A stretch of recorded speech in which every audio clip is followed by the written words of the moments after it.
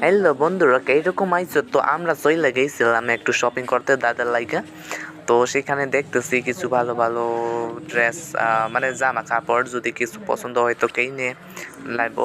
তো আমার একটু লাগবে যে যাবেন না, আমি একটু শিখতেছি তার জন্য এরকম করে বলতেছি আর কি।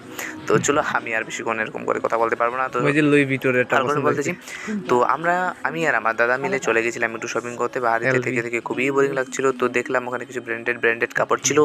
আর এই যে আমি দেখো দেখো দেখো আমার ফেস, তো তারপর চলে আসলাম। এই যে আমার দাদা এটা একটা বের করলো, জানি না এটা ও নিবে না আমি জানি না, সেটা আমি ভুলে গেছি এখন।